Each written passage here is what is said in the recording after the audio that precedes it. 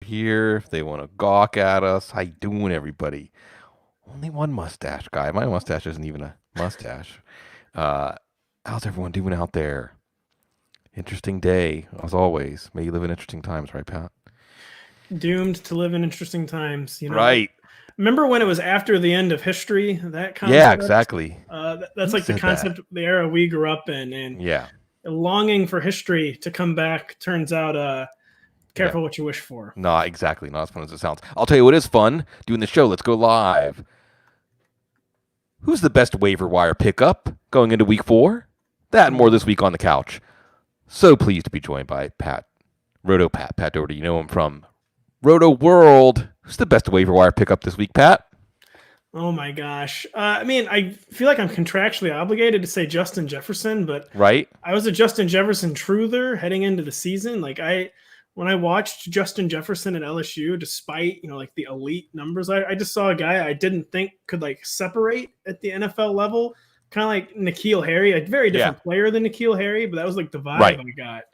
And so I wasn't super into Justin Jefferson, but then the 175-yard game, that was already 117 more yards than Laquan Treadwell ever posted in a game. And I feel like I got to take notice of that. Yeah. No, it makes sense. What in the wake of that, what do we think about the Vikings offense in general? Because one of the things I've considered, even going into the year, Pat, was with the turnover at cornerback, and we didn't know Donnell Hunter has a tweak. No, actually, he has a herniated disc, a little different than a tweak. Yes. This wasn't going to be a typical Vikings defense, so their desire to throw the ball 20 times a game was just going to lead to embarrassing losses, which it did, and they didn't throw the ball that many more times last week. They still ended up losing.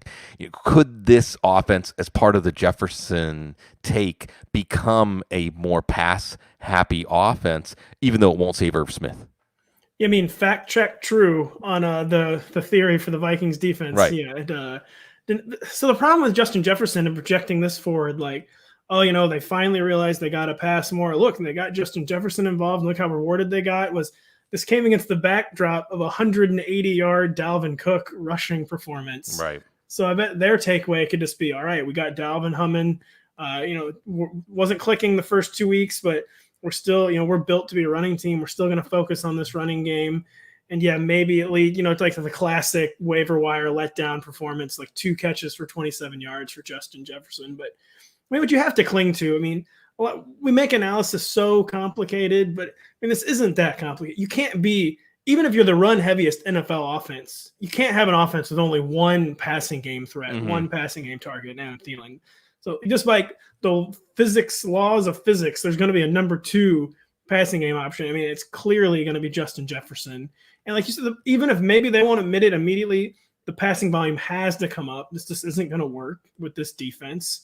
And so, yeah, I think we'll see, even if it's begrudging, we'll see the change. And Gary Kubiak, he's a famous run game coach. It's not like Gary Kubiak can't scheme and coach passing offense. Where he's famous for running backs, he was just as famous for turning quarterbacks, into he almost made Matt Schaub out of whole cloth. And yeah, Brian Greasy, Jake Plummer. Yeah. Even Case Keenum, he got Case Keenum's career going. He can do it, and they're going to have to do it. And I wouldn't be surprised, if they cling, they cling to this running at all costs for 1 or 2 more weeks after Dalvin exploded. But I think the adjustment, there's just no fighting it. The adjustment's going to have to come. Maybe not this week. We'll see. We'll see if the Vikings play this weekend. Yeah. New vernacular for us, Pat, in the fantasy business. By the way, is your mother going to send me some note on Twitter? Should I call you Patrick or Pat after what happened last night? Is Pat okay? Well, I'm a very indecisive person, so my whole life I'm like, it doesn't matter if you call me Pat or Pat. I should have taken a stand, right? But I never took a stand. And I've forever doomed myself to Patrick or to Pat, no matter what. Even if I wanted Patrick when I did the Roto Pat. Exactly. That wasn't my first choice, by the way. Huh? Patrick Daugherty is just too many characters, is why Roto Pat is my username. I had to come up with something shorter, and for better or worse. Yeah, I locked myself into Pat there, I think. lots of important decisions. I remember the early days of fantasy Twitter. A lot of people were using like the same kind of handles they would use on message boards, and it was a thing to use your actual name.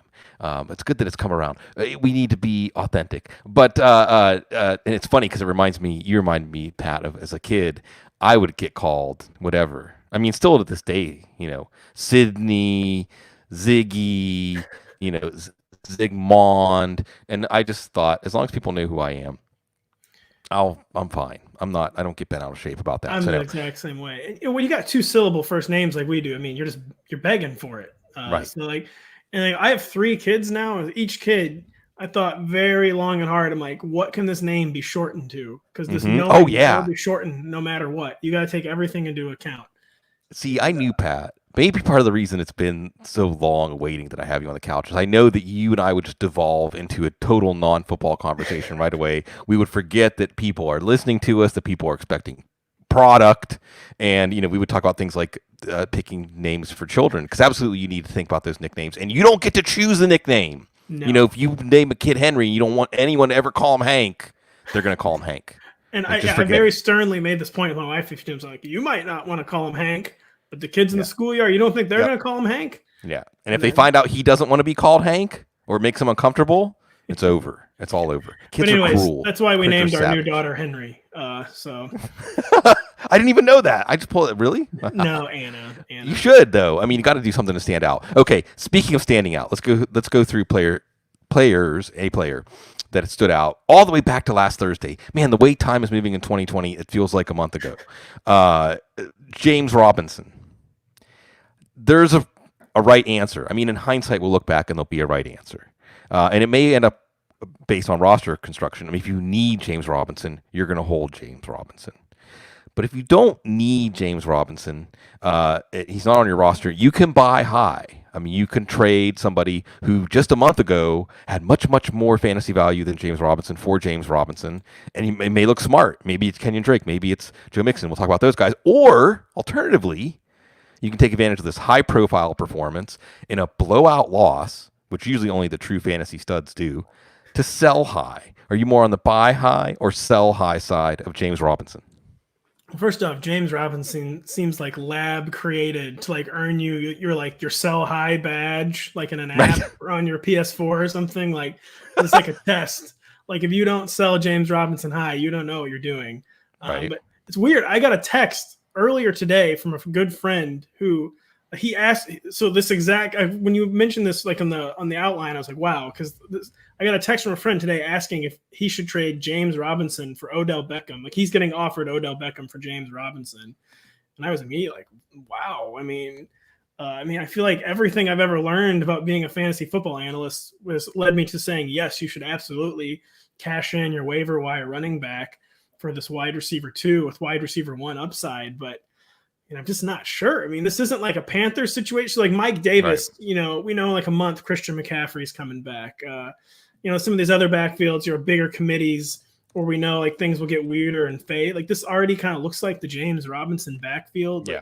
He was capital P physical in week 2, which, I love when players like live up to like their pre-draft MO. Mm-hmm. Like this guy, 4.6 speed, supposed to be a grinding physical runner. And like, he's already showing that. He's already like showing you like who he was supposed to be when he entered the NFL. And yeah, it's weird. I mean, he led the Jags in receiving last week. I mean, it's just weird. I think still, this is a bad offense. Game flow is going to be bad all year, I think, still, despite the Minshew magic early on. I still think we have to be responsible and recommend selling high on James Robinson. But, it was tougher than I thought when I got this question about James Robinson.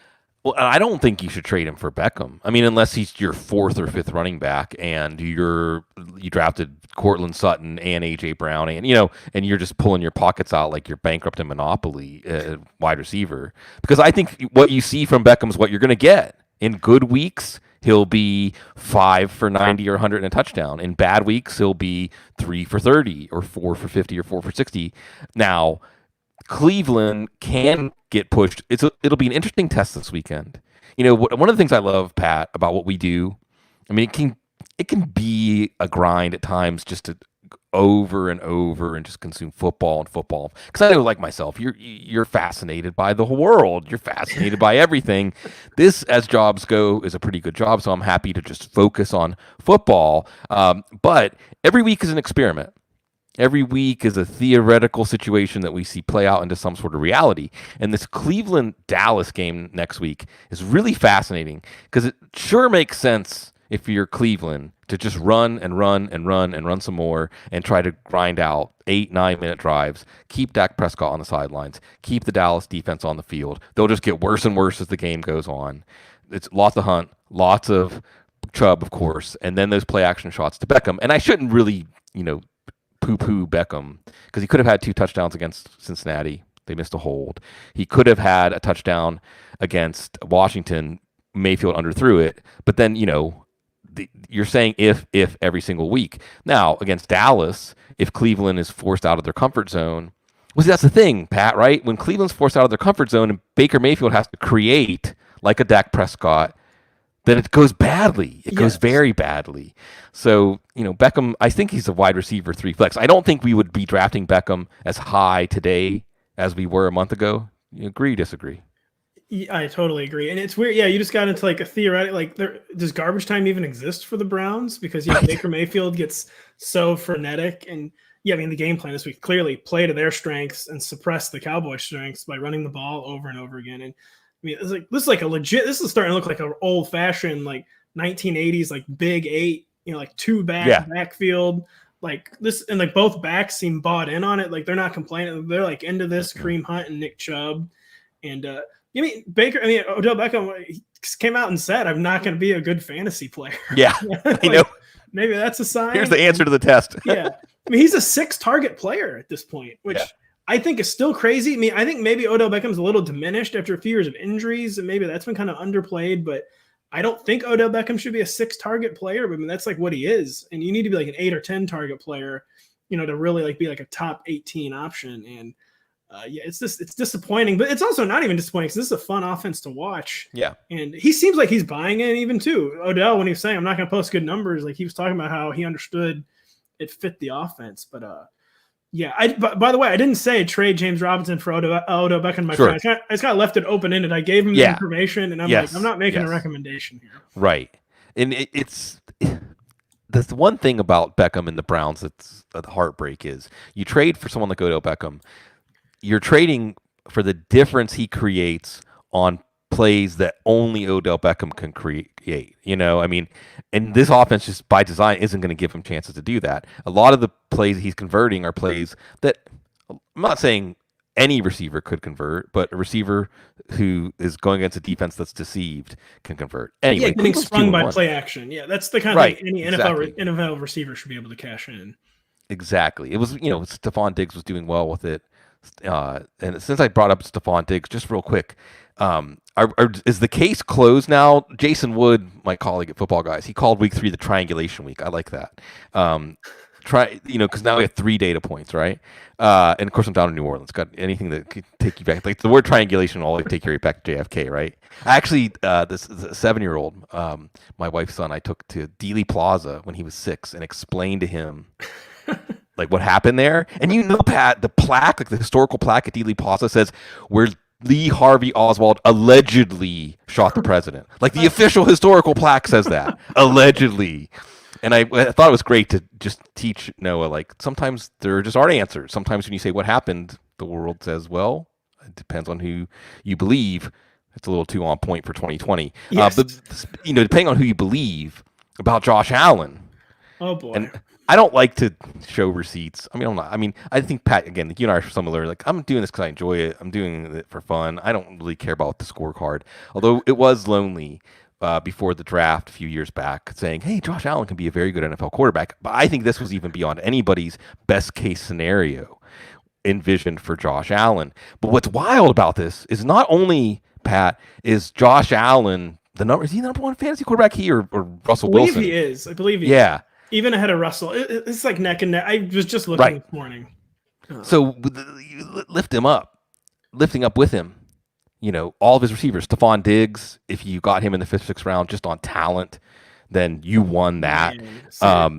and it could be John Brown, it could be Gabriel Davis. I'm even telling folks, keep tabs on Dawson Knox after 3 tight ends had touchdowns last week. Cole Beasley could turn into someone that you leave in your lineup every week. Are you buying it? Do you think the league's going to catch up or somehow disrupt this? Because he faced a real defense last week, and they did not look like a real defense. In the first half, they did not. So let me go back with Josh Allen. So I got like the double whammy over the offseason of like recency bias and confirmation bias, because I had just decided that Josh Allen, I decided there were fatal flaws, his accuracy and his decision-making. I'm like, just Josh Allen cannot overcome these flaws. Like I had already thought that. And then in the wild card game against the Texans, where he played one of the worst halves like I've ever seen from a playoff quarterback in the second half against the Texans. I'm like, that's it. I don't need to see anymore. Like, this was a horrible pick. You shouldn't have traded up for him once, let alone twice. Like, I just can't believe this happened. Like, I'm like, case closed on Josh Allen, basically. We're kind of where I was. And then, I thought the Bills put him on blast in the offseason too a little bit. Like, this is up to Josh, basically, is what Sean McDermott said.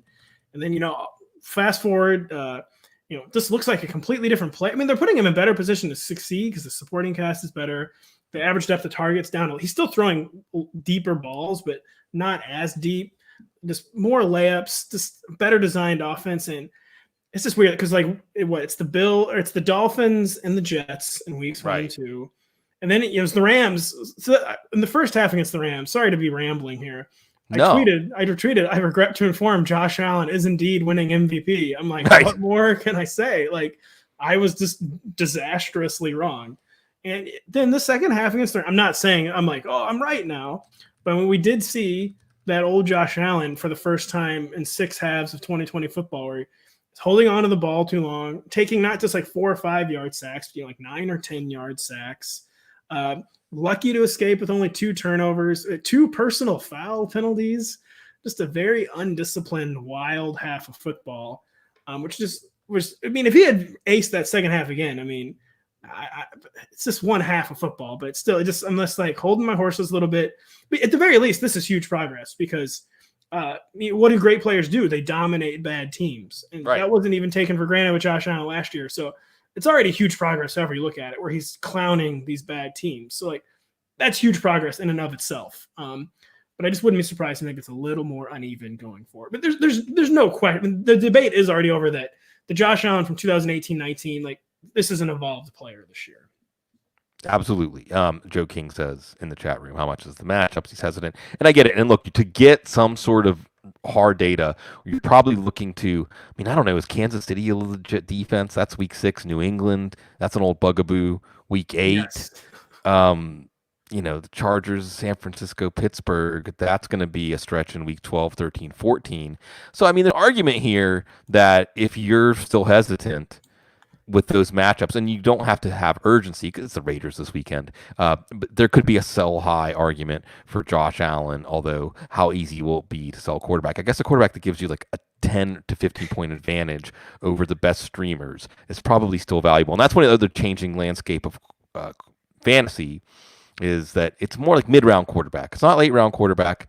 Early round quarterback was a little rough until at least last night with Mahomes. But those mid-round quarterbacks, that quarterback 3 to 6 range is 3 to 7, almost 7, just gold this year. And no, even acing streaming, and even JJ Zacharyson. Like I wish I could bring him in a little window on the top and say, I would say like, hey, even this year as those high level scores go up, streaming might, at least it'll be a little easier to have fewer teams competing with you for the streaming quarterbacks because there's so many every week starts this year.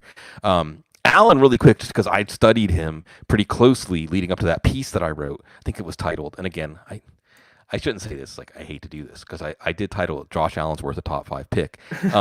But the reason it's uneven, and I think you diagnosed it well, Pat, as that second half is, the thing about Josh Allen is, and I think it's something that got imprinted on him at Wyoming, is that he puts the whole game on his shoulders. Yes. And if things are going well, then it begets more easy.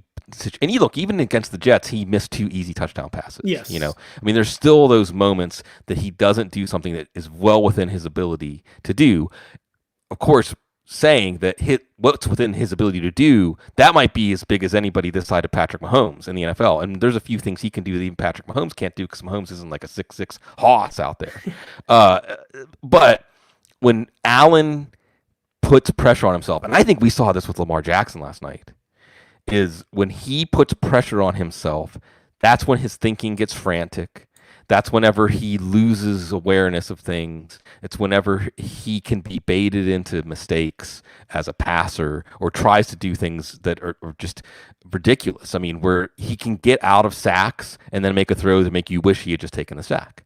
And we'll see. We'll see. It's fun. It's fun for the Bills fans. The Bills fans have earned it. They deserve. I was just say, just like, well, we deserve it too. We just deserve fun, wily players. And I mean, and it's because when you get in the multi-year arguments, you start to feel like that you're like actively rooting against the player. I want every player to be good. I want Josh Allen to be great. And I mean, is like tough as it's been for me, like start having to try to accept like Twitter L's or whatever. Like I'm enjoying this Josh Allen, so it's not like I'm upset about it. It's great. Josh, your colleague, Josh Norris, talked about that last week of like, the draft analysis becomes less interesting if you're rooting against players because you want to be right. And even for fantasy, I think that's true too. And you catch yourself doing it, and it's coming out a little more of the shadows than the light to when someone does something good to feel like, I don't like that. Fantasy or not. But fantasy football's why we're here. So let's get back to some hot fantasy takes off the griddle. There's a buy low window. I'll leave Miles Sanders second because it isn't as clear. Because what I try to do on the couch, right here we are, Pat, on the couch, and we will get a chance to delve into your relationships with your parents, like we did with Josh last week. My name is Sigmund. Welcome. The first session is free. I think you can, and you talk about Twitter. Fantasy Twitter is quite a wild animal to be part of. Although every time I bring it up, Pat, I feel like I have to point out we're one of the most positive areas of the internet. Like we actually take care of each other and for the most part lift each other up. DFS Twitter is a little wilder. It's like the other side of town. But fantasy Twitter, pretty good. And the great thing about fantasy Twitter, it's just like whenever people complain about having to answer people's questions. No, they're giving you information about what your customers, your listeners, your viewers are thinking about. So you can kind of gauge how people are feeling, right? I mean, being out there in the Twitter streets, and it really does seem like this is a moment. 3 weeks is enough time for folks that took Kenyan Drake and took Joe Mixon, and they're seeing the middling to low returns after spending, because what we have is we need distance from the draft, right? A week after the draft, 2 weeks after the draft, you're very wary about trading a first or second round pick for somebody that would have went 3, 4, 5 rounds later, or even more so. But 3 weeks, if nothing has come through yet, now you're thinking maybe it's time for me to get out. So this is a key crossroads, just like it is for James Robinson. So are you feeling more like it's time to get Drake and Mixon? You can treat them separately, or it's time to get rid of them? Well, first off, you said 3 weeks, you're right. But sometimes after 1 week, and when you knew after 1 week with Austin Hooper, when I saw you tweet about Austin Hooper, I didn't want to believe it because I kept taking Austin Hooper in leagues. I'm like, this guy is a value. This is ridiculous. Like we've over-regressed this guy. But when I saw you tweet after week 1, like it's already over for Austin Hooper, it felt true to me, and it is looking true. So I wanted to mention that to you. Kenyan Drake, I mean, I am very concerned. It was kind of going into the season. I couldn't ever quite put my finger on it, but it's the whole vibe with him felt a little off. Like this is a guy who was just running so hot last year. And I was always perplexed a little bit why he didn't make more big plays as a receiver for the Cardinals last year. One of his biggest MOs. And like he was very absent as a receiver for the Cardinals. A lot of his touchdown production came in like 1 or 2 games. And I just found the vibe, so much Chase Edmonds hype too, not just from like the fantasy industry, but just like the media at large. And so I was already kind of on notice with Kenyan Drake. And after 73 yards rushing against the Lions defense that had allowed over 400 yards rushing coming into week 3, supposed big playback who I think his longest run all season is 16 yards. And this comes even as Kyler Murray, is really threatening defenses as a runner. And, it should be in theory like freeing up rushing lanes for Kenyan Drake. And even that's a concern though. I mean, Kyler Murray, has 4 or 5 rushing touchdowns in 3 games. Kenyan Drake has 5 targets. Like for whatever reason, Cliff Kingsbury doesn't seem like super into Kenyan Drake as a receiver, even though that was kind of supposedly his signature skill.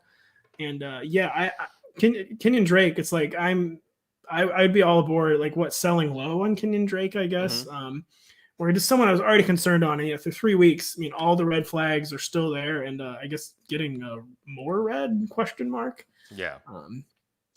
I'm abandoning ship on Kenyan Drake, I would say. Okay, I'll reply to Drake and let's touch on Mixon. The one good thing, and again, I'll mention J.J. Zacharyson. He pointed out every running back the week after they play Carolina this year has gotten right.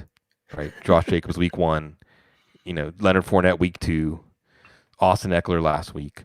And the other thing I'll point to, and some of this is just, I'm just pulling stuff out of the air, right? That's what we do. It is. We pretend to know the future. It's so funny, Pat, too, because when things went south, like I showed up to law school and I really knew at the orientation I was never going to be a practicing attorney. There was a couple of months that I tried criminal defense, but that's for another day. And one of the first things I was going to try to do was become an astrologer, a professional astrologer. Partially because people will pay you good money to just sit and talk about them, right? We should do like fantasy roster therapy where people pay us by the hour just to talk to them about their rosters. People love that. But again, it's pretending to tell the future or pretending to have some insight into something that's very elusive. But the other thing I'll pull out of the air here is there's always moments of correction. Week 4, week 5 are great correction weeks. And we saw it a little bit early with the Patriots. Cam Newton had 4 rushing touchdowns through 2 weeks, and then you saw the running backs. You saw Burkhead get 3 touchdowns. You saw Michelle go over 100 yards. So I wonder if it's a little bit of a correction week for Drake. Last week it was Murray throwing to Andy Isabella on short passes and getting another rushing touchdown. So we'll see. I'll just say it's a correction week. I thought this was a correction week, though. I know it looked like it. It was early. Yeah, it absolutely was a correction week. Yeah, who knows? He's definitely a talented player. Surrounded by people we want running backs to be surrounded by, Cliff Kingsbury and Kyler Murray. So, I guess maybe I was too strong. But, already concerned and more concerned. Yeah, I'm open to it. Someone said to me this morning, like James Robinson for Kenyan Drake. At that price point, I'm not necessarily feeling – I don't think that we're going to see, like you said, because of the Jacksonville offense, you're really going to regret trading James Robinson. What about Joe Mixon? It's tough to say. A second straight year, isn't it? Where Joe Mixon is not living up to the mid-range RB1 destiny. To me, it's ultimately hard to be too concerned because over 20 touches the first 2 weeks. He had 19 last week. People are kind of hung up on Giovanni Bernard being undead zombie, but Joe Mixon's still getting passing game not a ton, but he's still getting 3 or 4 weekly targets. I'm more concerned about the offensive line than I am Giovanni Bernard. But I think with the way Joe Burrow is quickly evolving, quickly establishing himself, it's got to be a full. Not that the quarterback's ever not a focal point of the defensive game plan, but the defense is okay, Joe Burrow is not just a rookie quarterback. This is no joke. This is the real deal here. That'll open things up for Joe Mixon. I feel like the offensive line can't be possibly as bad as it has been the first few weeks, and he got it corrected last year. He showed, over the whole second half of last season that he can carry an offense on his shoulders. I think this will work itself out. And two, we know the commitment's there. He just got the extension. So it's not like sometimes with the Cardinals, I wonder what their Kenyan Drake commitment actually is. But that's not a worry with Joe Mixon. So I am worried about the offensive line. I can't sugarcoat that. Sure. It's concerning. But I think I will still feel I don't have a ton of Joe Mixon shares in season long fantasy, but I'm still feeling reasonably comfortable with this. I like trading for Mixon better than trading for Drake, even though I'm open to trading for both. The interesting, difficult thing here is by the end of the season, every year, Joe Mixon reminds us he's one of the best running backs in the league. Yes. And he does it with worse offensive lines and worse quarterbacks than he has right now. So it sure seems like, again, correction, the pendulum's going to swing back. And the thing is, watching him, even though the numbers aren't there, he still looks like Joe Mixon. Yes. It doesn't look like he had a lazy offseason with working out and staying in football shape or something like that. It is the offensive line. It is, to some extent, Giovanni Bernard. So we want some rational coaching here. Giovanni Bernard is still a functional player, but Joe Mixon can add so much more value to his touches, and he's very good in the passing game. So we want to see that. But I like the underpinning of the positivity you had, which is just Joe Burrow, and we're racing against the clock here. We don't want Burrow to get hurt because Take a Burrow lot of needs to learn hits. some. Oh man, I mean it's uncomfortable. It's Yeah, really it is physically uncomfortable to watch. uncomfortable to Yeah. watch him. Yeah, because he just has no regard for his self, which is great in a way, but you're not built like Josh Allen, man. I mean, It's very rookie Carson Wentz. yeah. Just like letting himself get like lit up, basically. So Like, as long as he doesn't get lit up to the point where he misses time, then you would think this offense is going to create more scoring opportunities. And in general, you have more alignment between the game plan and the poor offensive line and what Burrow does do well.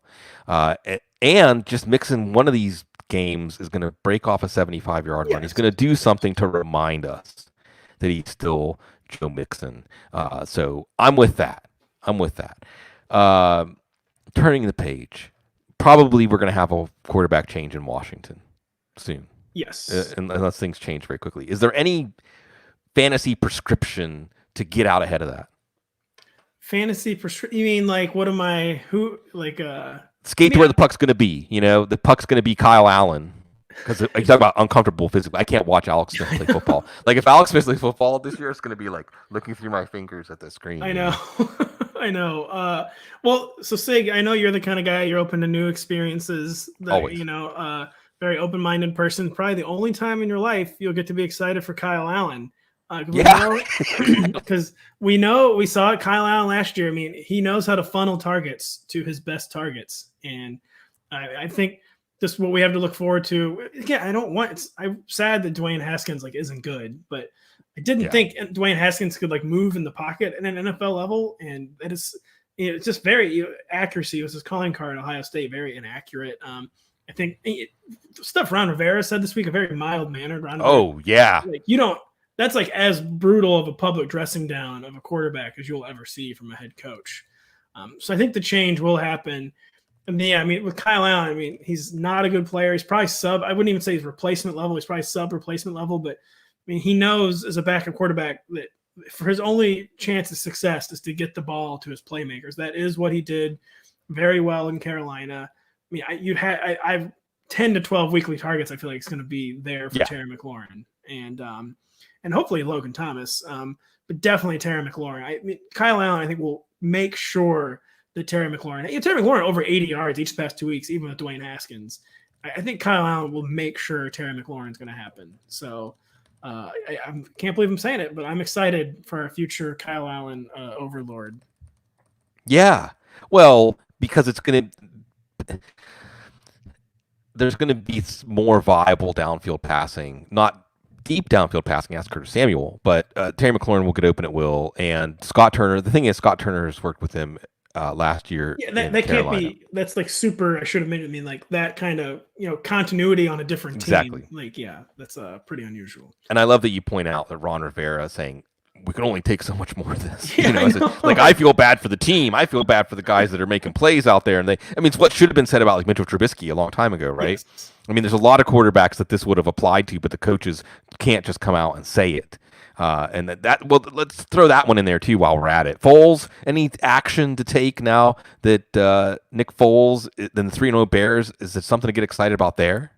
Say how blessed do you have to be for your quarterback crisis to come when you're 3-0? Pretty unusual situation for the Bears. The one thing we know about Nick Foles is the larger the sample size, the less forgiving the returns are. Someone who his whole career basically has made a habit of getting exposed in larger sample sizes. But you have to view that as a net positive too. Nick Foles, the YPA, it's not it can maybe get overstated, his willingness to throw deep, but he will take his shots, and you have to view this as a big positive for Allen Robinson. It's weird because who is the Bears' number 2 receiver at this point? It's kind of a strange situation. The Anthony Miller usage, Darnell Mooney, who I added our dynasty league, by the way. Nice pickup for free on waivers. Not for free. It was 25 or something, but it's not going to be a huge change basically. But I think at the very least, it'll be good for Allen Robinson because Nick Foles is another guy who has shown a willingness. He knows who will pay his bills, and it's his best targets. And yeah, I expect a good mind meld between Nick Foles and Allen Robinson. And maybe some continued relevance for Jimmy Graham. I think when you look at this, again, drawing these two topics together, Pat, I think Chicago is going to have like a ding dong, the witch is dead kind of moment, like a spring in their step. It's true. It's very possible. And One of the things. Sorry. Go ahead. No, it's to say Nick Foles too. I said he gets exposed in larger sample sizes, but we have also multiple examples of like Nick Foles coming in and energizing a team for like a 3 or 4 game stretch. Yeah, that's a huge possibility. Bears Colts. That's a fun one. It's a weird one. Yeah, well, because the Colts defense the has looked just incredible. Yeah, and there's injuries too. I'll transition this gracefully in a second. The Colts defense has just looked incredible against the Vikings and the Jets. But the Bears offense hasn't looked good unless it's the fourth quarter and the other team is just looking ahead to like, what are we going to have for dinner? Put the order in before, So I don't know. I don't know what to make out of this matchup. But I do know that I like me some Colts. I love Mo Alley Cox. I don't want anybody to tell me that Mo Alley Cox isn't going to be a thing. Are you going to tell me that Mo Alley Cox isn't going to be a thing?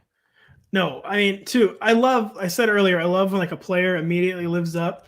It's like their pre-draft profile. And, Mo Alley Cox, we've heard for several years, the ex-basketball player, he can make some big plays down the field. And now back-to-back weeks, he's had at least one 27-yard reception. He looks like the basketball player playing tight end that we were hoping for. And Jack Doyle, I think Mo Alley Cox, outsnapped him, probably outrouted him last week. It was 16 routes for Doyle and 8 routes for Alley Cox. So what's great about this is I brought this up already once this week on one of our shows. So people already heard me do this spiel. But, there's this move in fantasy analysis. There's a lot of great work being done about, snaps and routes run and targets and all these things that can turn into fantasy value, but are not fantasy value in and of themselves. And Alley Cox only ran 8 routes. But, he caught a touchdown and had a 45-yard catch on those 8 routes. And rational coaching would dictate, especially with Michael Pittman going down, that Alley Cox becomes a bigger part of the offense, or maybe Naeem Hines. I'd be happy with that too. The point being, you can do a glass half full, glass half empty treatment of his week 3 performance. Yes, you can. And the Colts, they've had two tight end attacks several times, and again, Pittman's hurt, Paris Campbell's hurt.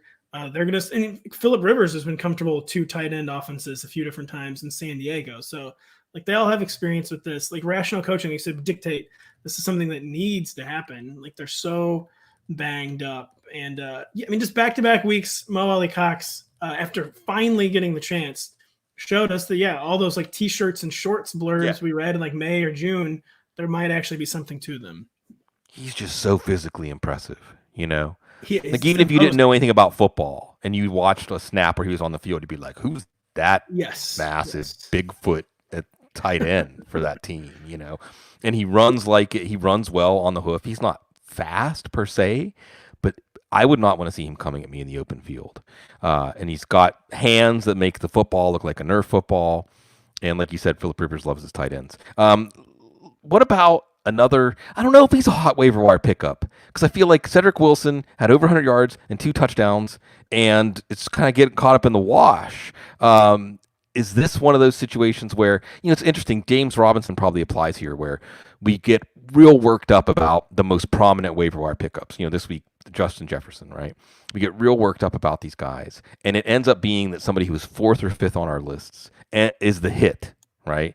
Is Cedric Wilson the hit this week with so many other receivers, Brandon Ayuk and Mecole Hardman and so on, making a bigger splash in our consciousness? I would say no. Like to me, this just so it's the second week in a row. The Cowboys have had one of like the waiver wire stars, right? Dalton Schultz, and now Cedric Wilson. And what we're basically probably seeing, it's just like I don't know what the word for it, but like elite offense syndrome. Where like I think we're gonna have the 3 locked in guys with Amari, Gallup, and CD. And then there's so much passing volume. There's gonna be so many shootouts at the Cowboys that probably most weeks there will be a 4th option, and just maybe it'll be hard to tell if it's Dalton Schultz. Maybe it'll be hard to tell if it's Cedric Wilson, whose profile to me still strikes me as like a role player profile. Was like a 4-5 deep threat. Maybe he can do more than that, but he just ultimately seems to me like to be like a true pure role player. And you can have those on your fantasy team. And there are gonna be weeks, say like this week with the Seahawks, like if Cowboys are playing another defense like the Seahawks, like, oh, this looks like a Cedric Wilson week on paper. But I think it's not going to be like kind of. I don't think I'm like going on a limb to say like Cedric Wilson would be very hard to like view him as like someone who will help you on a weekly basis. I mean, maybe have an injury in front of him, but to me, it strikes me as like him and Dalton, like kind of like picking up the leftovers of the big three. Probably. Oh, then it just makes me weep for all the Blake Jarwin all over my rosters because it was going to be Blake Jarwin who was going to unify the two, right? It wasn't going to be a split. It was going to be He was Blake Jarwin. Bridge the gap, yeah. Right, and instead, because Dalton Schultz is just a guy. I'm sorry, he's just the true jag. Yeah, no offense to him. He's in the NFL. No, I'm exactly. Here. All glory to the players, but for our fantasy purposes, Cedric Wilson, and it was matchups. You know, you match him up with Bobby Wagner. Good things are probably going to happen. Yes. The thing I like about holding on to Cedric Wilson, if you do now in a short bench league, it's going to be hard. Is like you said, you got injury upside for those top three guys, and Amari Cooper's constantly on the injury report. But also, like you said, it's a kind of back and forth thing right now. But if they can continue to get Cedric Wilson matched up against linebackers or otherwise against players that can't handle him, Dak Prescott's going to continue to find him. I just want to go off the rails, even though we're a little bit early, because this is fun. But is there anybody else? Why? I mean, you have, and by the way, folks, Roto Pat on Twitter, you know him. The Roto, you do multiple shows a week with Roto World now. A lot of people want to see your face, hear your voice. Lots of places they can find you, right? Yeah, we're doing lots of podcasts these days, 2 or 3, all video now. You know, we've pivoted to video, and the rotoworld.com, ROTO Pat on the Twitter machine, and I mean, lots of. I'm sure most people probably listen to them, but you can watch them if you want. You've got both options now. It's 2020, so there are some good things about 2020, and 2020 you have increased podcast options. You can listen or you can watch. Yeah, you don't get lonely. And I can tell you've done a good job curating your background. I haven't put up my background we moved into this place over the summer. I don't know. How much thought goes into the background? I need a more impressive bookshelf than this. And I got a few books, like the one that always sticks out is Infinite Jest, and I haven't even read it. And that's okay. Neither has anybody else who has that book. I know. I've made it like halfway into it like 3 times. I've read maybe Davis Maddock. Davis Maddock has probably read it all the way through and just when he gets done, starts it over again. It's true. It came up on his podcast once. He has read it actually. But thank you for at least acknowledging the shelf. I have these little shelves that we have put up. I had them up like 2 houses ago, and that I would rotate things through, and people didn't ask me about them. So I was like, well, I'm putting in that effort. I mean, that's why I don't shower before I go on there either, because although they do say things whenever I actually do shower. But by the way, I said all that flowery stuff because if people want to know what is on Pat's mind, Roto World's part of your regimen, just like football guys is, and the shows, you check them out. It's a tremendous lineup at Roto World. But before we switch gears, is there anything else at the top of your mind that you want to get to this audience while you have their attention in the fantasy realm? Just always check out my rankings. Everyone has rankings. Everyone puts a lot of work in them, but I do love my rankings. I try to explain, all my Josh Allen thought processes, my Calvin Ridley. Here's why I was wrong here. Here's maybe why I was right here. Here's why I will be right again this week. Sure. I do a Friday video Q&A too that I enjoy doing. I like the rapid fire Fridays at 2 p.m. Eastern. And I do all the the normal articles everyone else does and all the normal podcasts everyone else does. And you still do the 32. You rank the 32 GMs and the 32 coaches in the offseason? I do. And that's the most fun thing I do all year and the hardest, because talk about like something of more art than science. For all I know, there's the best GM in NFL history is some guy ranked number 32 one year. Right. And he just didn't get a fair shake. But I love doing those. I do that every offseason. Try to do the quarterback situations every offseason too. But the coaching one in particular too, that's probably my favorite article to write all year.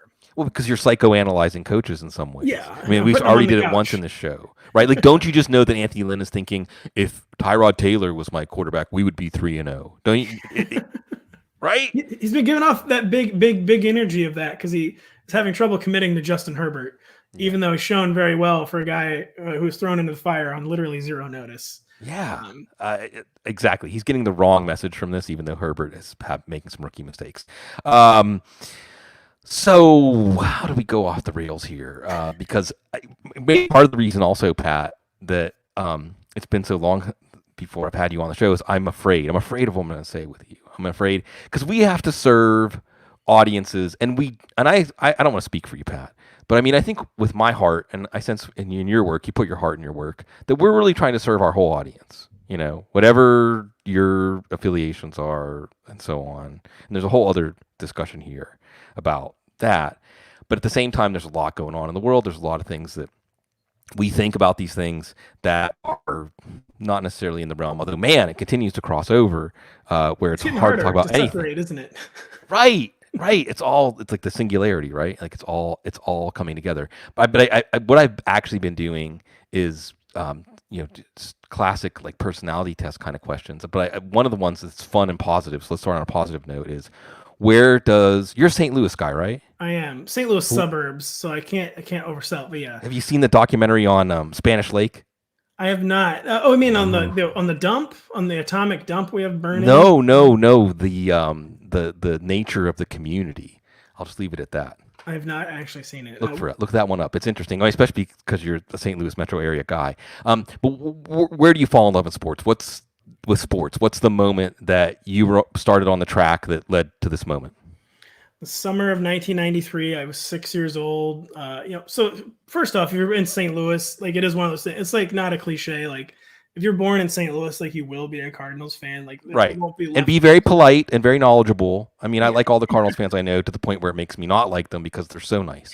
It's one of those things where, like when you're born, they like imprint like a cardinal bird on the bat, like on your heart. Basically, you have no choice. And summer of 1993, I have no idea why. I started reading Sports Illustrated, meaning I looked at the pictures from my grandpa's old Sports Illustrateds. I became at a very young age obsessed with stats. And just in 1993, I don't know why I started. So that's when I started following the Cardinals. I just started everyday paper following stats, and to the point where like I, from a very young age, made like very elaborate like fake sports players and did like simulated entire fake. I have like notebooks full of like fake athletes, fake. Do you have the notebooks? Do you still have them? Apparently they still do exist. So I didn't get rid of them ever, but like, I was always kind of mildly embarrassed about them. So they're like hidden in like strange places in my parents' house. And my mom was like over there, I found one of your old notebooks. And thankfully she has been taken by them and has kept them because I would have never wanted to get rid of them. But yeah, for whatever reason, summer of 1993, Greg Jeffries had a real big year for the Cardinals. The Cardinals have been bad for a few years and they competed that year. And I got sucked up in it and never, ever looked back. That's great. One of my best friends in the world, Tim Chamberlain, is also a Cardinals fan, a Saluki too. And I, even though I'm a Pirates fan, but tough okay. scene. There's a lot there. There's a lot going on there too. If you're a Pirates fan, a Cardinals fan, it's the kind of thing where like, even if Cardinals fans were never like anything but nice to you, like at a certain point that has to become like that's what I mean. That's why it's like I almost want to blow my top because Cardinals fans are so kind and they're such great baseball fans and so knowledgeable and fun to watch baseball with. And I understand why people hate Steelers fans, but Steelers fans bring it on themselves in a way because the Steelers fans, we will turn on the team immediately. Immediately. It just takes one moment to turn on the team, and Cardinals fans aren't like that at all. There's so many great moments, though. The Cardinals, had that rich history. The Pirates had a rich history until like 27 years ago. They've squandered it, but they have a very rich history themselves.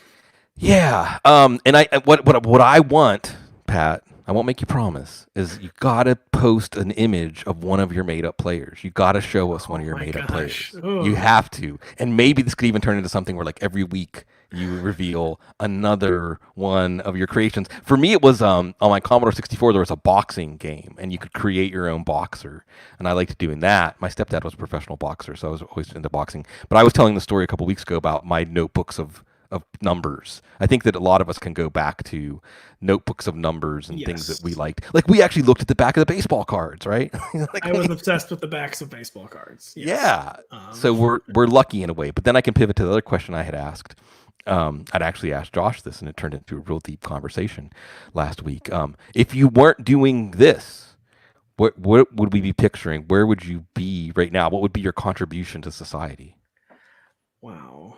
I mean, first off, I have no idea. All I know is that from a very young age that I just knew I was one of those people. I just knew I didn't want a normal job. Like I just didn't want. No offense, Yes. most people have normal jobs, but I was like, I just can't. It's just not for me. Like I just can't do it. I got to be doing something creative, basically. And so, for one thing I'll tell you is, so everyone growing up, over and over and over again, told me I should be a lawyer.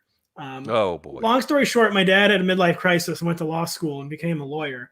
And just, I liked to debate growing up. I was very talkative, very argumentative. And just my whole life, everyone's like, oh, you should be a lawyer. You should be a lawyer. You should be a lawyer.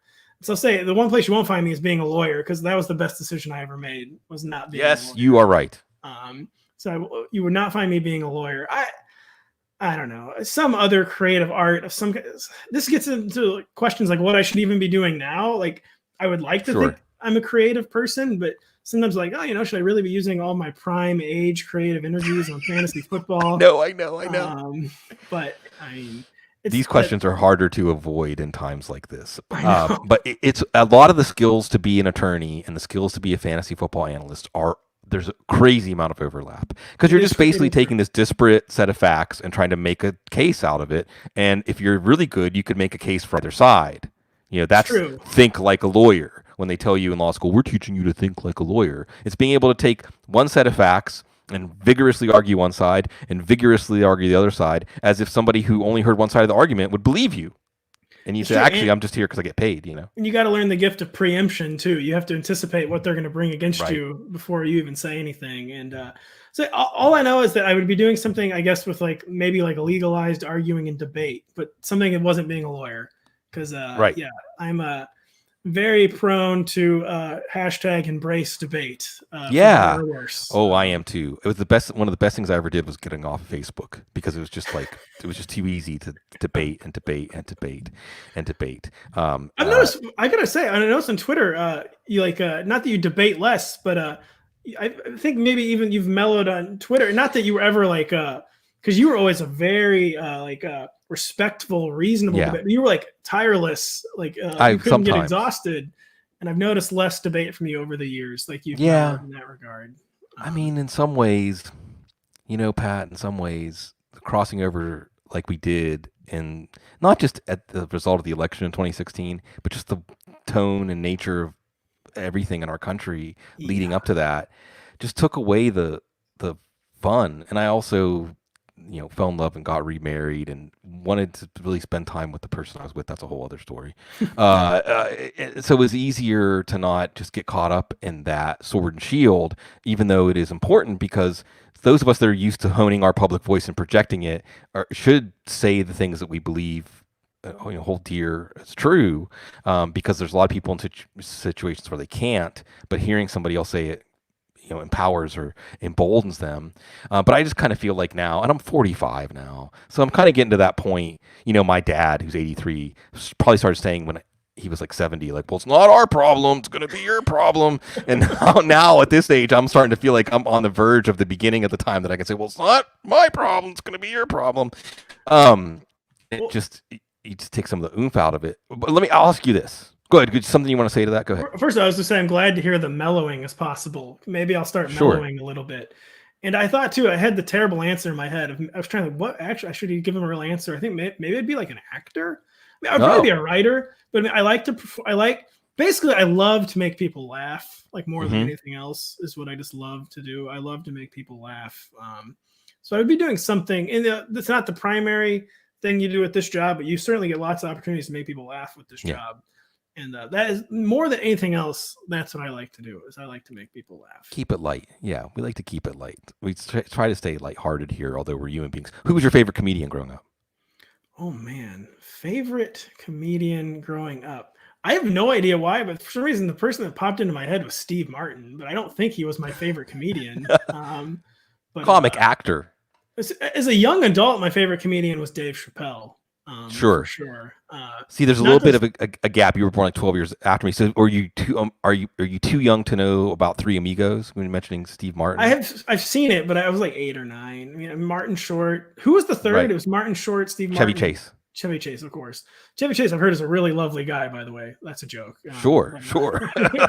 He was in Steely Dan for like a blink of a minute, I think. Chevy Chase was in Steely Dan? Or either that or my brain is like, my brain tells me stuff, Pat, at this age. And I'll say, brain, are you sure? And my brain will say, I'm sure. But I like to say I'm only 98% sure of anything now. Like I'm never more than 98% sure. So I'm not even 98% sure of that.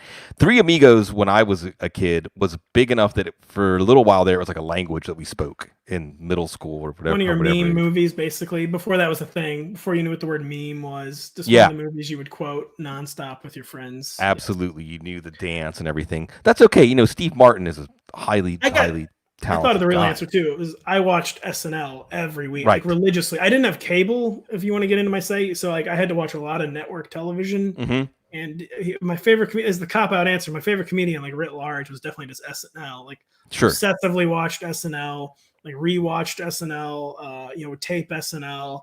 And yeah, did you get the best of videos from the video store? Remember those? We have a lot of those. Like the John Belushi and I mean, that was the thing. The original SNL was just something to behold. There was one episode that Frank Zappa was like the musical guest and the host. Yeah, that wouldn't happen in 2020. I don't think. No, no. Yeah, we miss you. We miss you, Frank Zappa. So yeah, comedy is good. I think I remember as a kid having like my Pryor Live on the Sunset Strip tape and Eddie Murphy Delirious. And but people are trying to figure out, like, I was like 8 years old. So, like, parenting, my mom,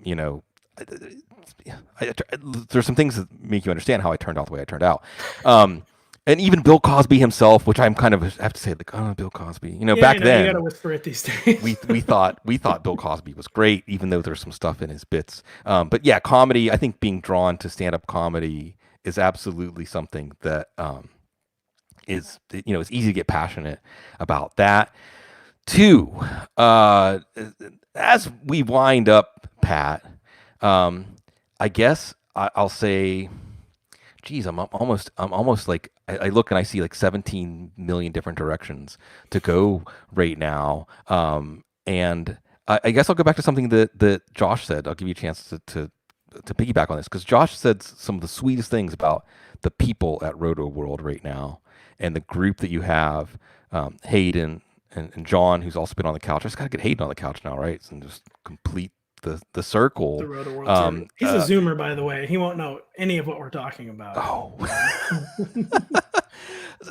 So would you share? I mean, I'm not trying to put you on the spot, so you'd be like, no, actually, I actually don't really like the people I work with. That's more Josh's thing. I've become standoffish ever since Evan left.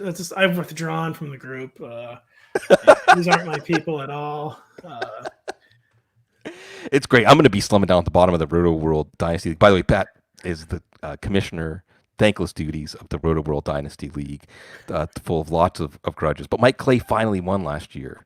So, He did, but now he's 1-2 with the most points. He actually texted me this morning, and he's already finding his motivation for this year. Exactly. He searches for those perceived slights too to win in the dynasty. Exactly, like Aaron Rodgers and Michael Jordan.